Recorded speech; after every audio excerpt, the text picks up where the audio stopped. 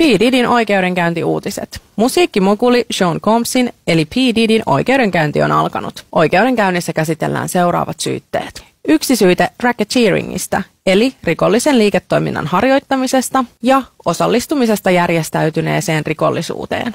2 syytettä väkivallalla, petoksella tai pakotuksella tapahtuneesta seksikaupasta. Sekä 2 syytettä laittomasta ihmiskuljetuksesta prostituutiota varten. Epäilyt rikokset ulottuvat vuodesta 2004 vuoteen 2024. Diddy on kiistänyt syyllisyytensä. Hänen asianajajansa Mark Agnifilo kertoi puolustuksesta, että Diddy on elämäntyyliltään swingeri. Jotkut voivat pitää sitä epäsopivana, mutta se ei ole kuitenkaan laitonta. Oikeudenkäynnissä kuvaaminen ja videointi on kiellettyä. Oikeudenkäyntiä ei siis voi seurata live-lähetyksenä tai muutenkaan videoituna, mutta me täällä Sumpit pihisee podcastissa pidämme teidät ajan tasalla.